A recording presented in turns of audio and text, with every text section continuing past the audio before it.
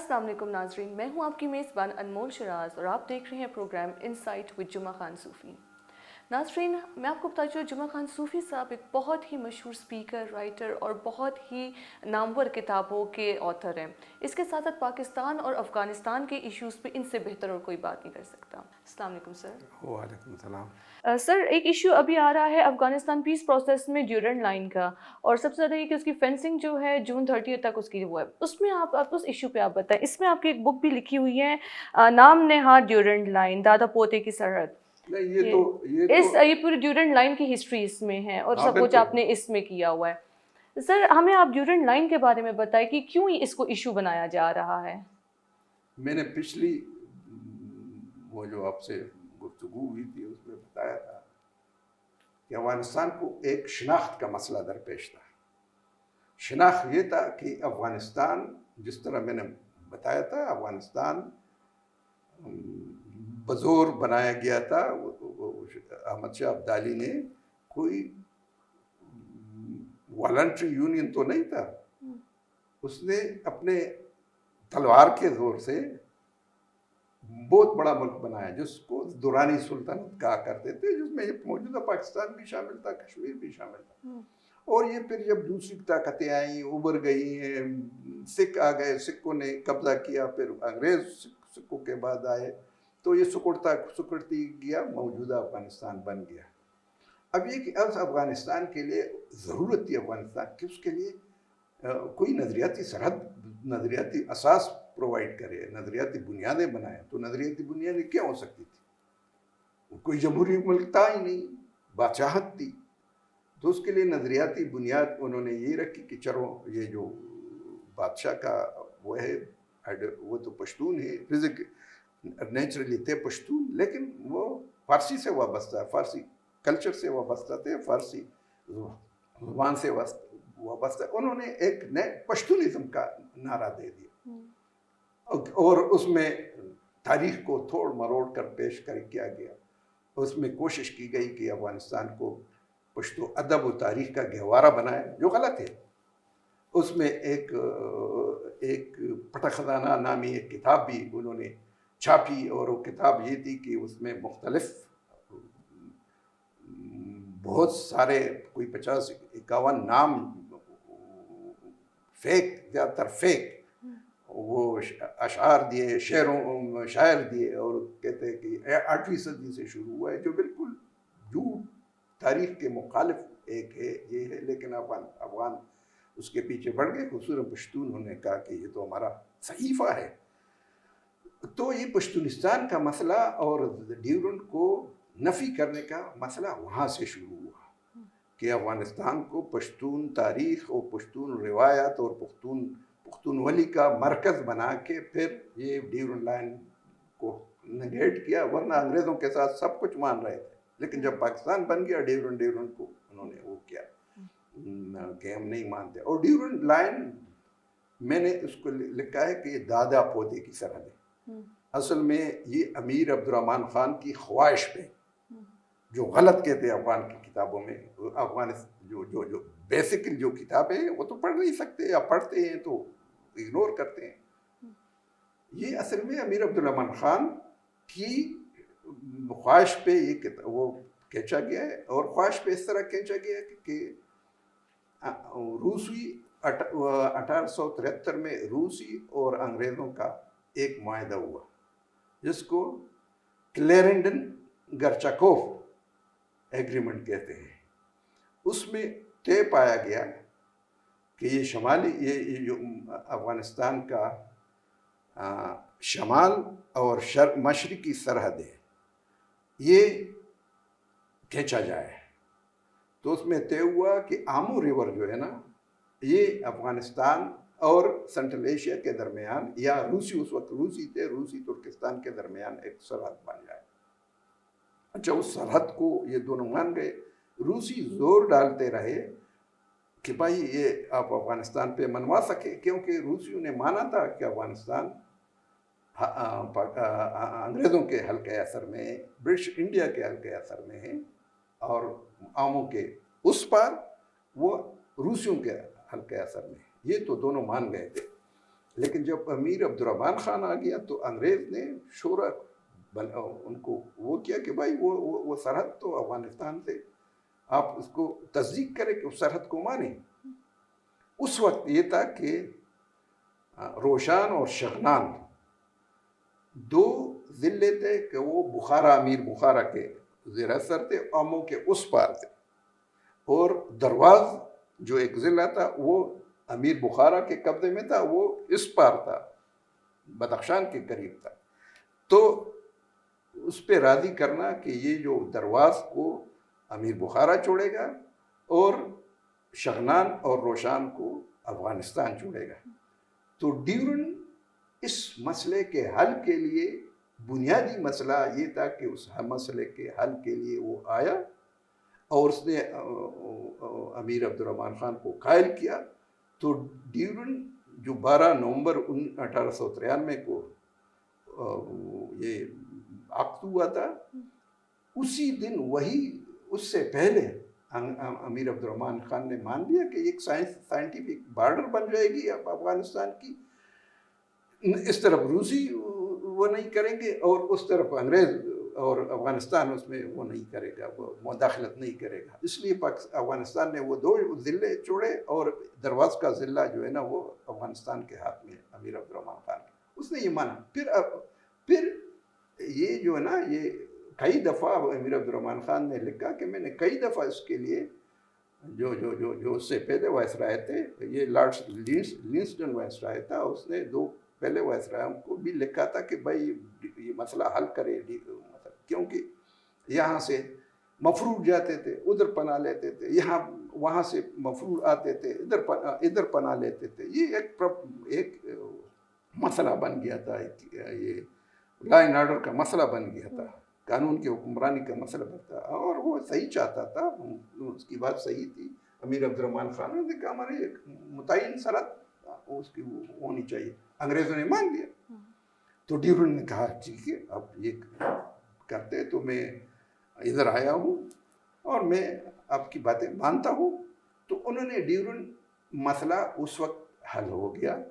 وہ اور بنیادی خواہش تھی امیر عبد الرحمان خان جو دادا ہے, جو میں نے لکھا ہے کہ دادا پوتے تو وہ سرحد نہیں بنا, وہ ایک ٹیمپرری سرحد بنا.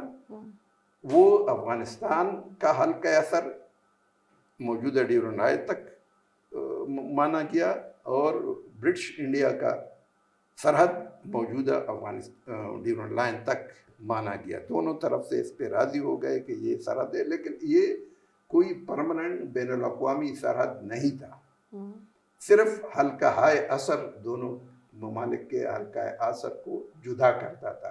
اس میں کسی جگہ بھی یہ نہیں ہے کہ ایک انٹرنیشنل سرحد ہے. انٹرنیشنل سرحد یہ تب بنا جب اس کے پوتے امان اللہ خان نے, جس کو ہم غازی امان اللہ خان کہتے ہیں, وہ غزہ یا وہ غزوہ شروع کیا, اور اس کے نتیجے میں افغانستان کو سبکی ہوئی, اس کے نتیجے میں افغانستان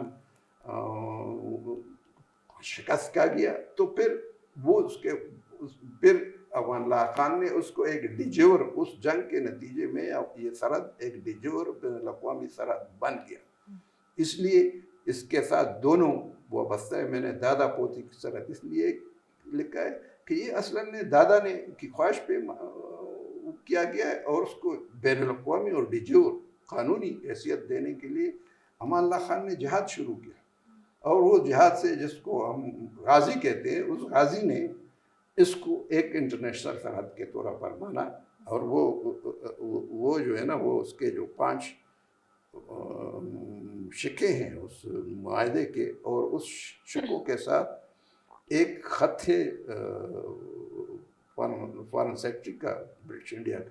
اس خط سے ظاہر ہے اس نے کہا کہ اس کے سے پہلے جو معاہدات افغانستان اور برطانیہ کے درمیان ہوئے ہیں وہ معاہدات لغو ہوئے ہیں. یعنی ڈیورن معاہدے کے سمیت جو معاہدات ہوئے تھے 1809 میں ہوئے تھے, 1855 میں, 1857 میں ہوئے تھے, وہ 1879 میں ہوئے تھے, 1880 میں ہوئے تھے, یہ اور 1893 میں بھی ہوئے ہیں. یہ ڈیورن کے وقت یہ سارے معاہدات ختم ہو گئے.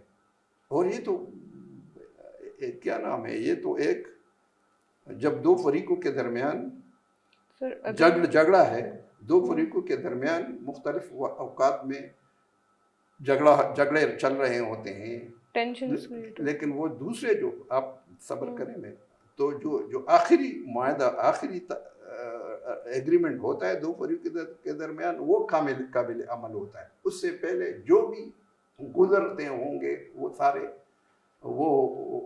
سارے ختم ہو جاتے ہیں. وہ تو نیچرلی دو فریقوں کے درمیان ہو, دو قبائلوں کے درمیان ہو, دو آدمیوں کے درمیان ہو, دو خیلوں کے درمیان ہو, دو قوموں کے درمیان ہو, جو آخری معاہدہ ہے وہی آخری معاہدہ قابل عمل ہوتا ہے.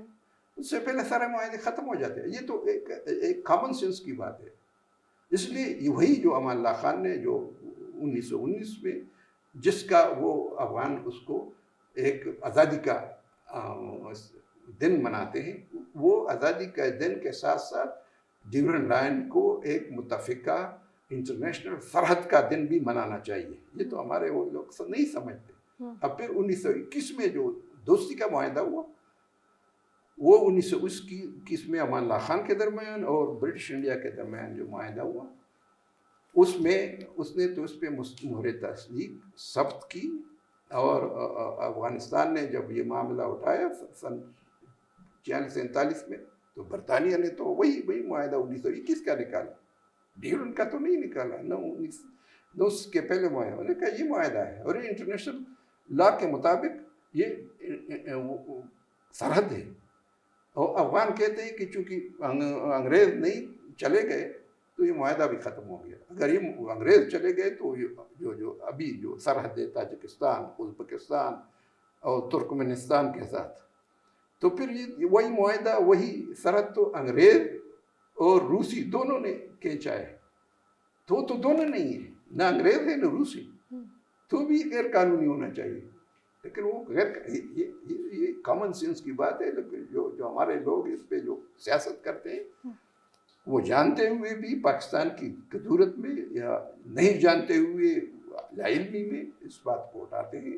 ڈیورنڈ لائن بالکل متفقہ بین الاقوامی سرحد ہے, اور اس کے لیے صرف یہ ہے کہ وہ زبردستی چینج کیا جا سکتے. افغانستان خود اپنے اندر خون میں لتڑا ہوا ہے, لیکن ہمارے جو لربھری ہیں وہ ابھی تک وہی پرانے ڈگر پہ چل رہے ہیں. جس طرح ایرٹ کا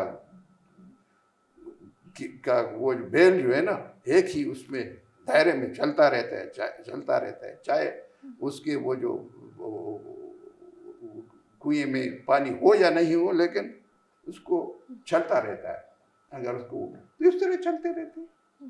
سر, پاکستان نے تو آفیشیلی بھی ہر پلیٹ فارم پہ ڈیورنڈ لائن کو تسلیم بھی کیا, اس کو بارڈر بھی قرار دی ہے, اس کی سیکیورٹی کا بھی کی ہے. لیکن ہم اسی طرح دیکھتے ہیں افغانستان یا افغان لوگ جو ہیں اس کو کنسیڈر ہی نہیں کرتے ہیں, اور اسی کے ساتھ ساتھ وہ لوگ اس کو بالکل مسترد ہی کرتی ہے, ایگزسٹ ہی نہیں کرتا. تو سر یہ کیا پیس پروسیس میں اس کا کیا کردار ہوگا پھر, کہ کیوں یہ پیس پروسیس افیکٹ کرے گا؟ بنیادی بات یہ ہے, بنیادی کہ دو ہمسائے تب ایک دوسرے کے ساتھ دوستی اور اچھی ہمسائیگی میں رہ سکتے ہیں کہ وہ ایک دوسرے کا حق تسلیم کریں. دو ممالک پڑوس میں تب دوستی میں رہ سکتے ہیں کہ وہ ایک دوسرے کا قومی خود مختاری اور علاقائی سالمیت کو مانیں. افغانستان روز اول سے نہیں مانتا, بلکہ میں اس سے آگے بھی جاتا ہوں. افغانستان نے اس کے لیے اسٹرکچر بنایا جو ہمارے پالیسی ساز نہیں سمجھتے, اور اس کا نام ابھی ہے, اس کا نام ہے وزارت سرحدات و قبائل. اور وہ بنا ہی اس لیے ہے کہ وہ پاکستان کے اندر تمام معاہدات کے خلاف پاکستان کے اندر وہ کرے, انٹرفیئر کرے. وہ اس کو میں منسٹری آف انٹرفیئرنس کہتا ہوں. ہمارے لوگ تو نہیں سمجھتے. اور اب بھی آپ جائیں اس کے ویب سائٹ پہ چلے جائیں, اس بارڈر کے جو امریکیوں کے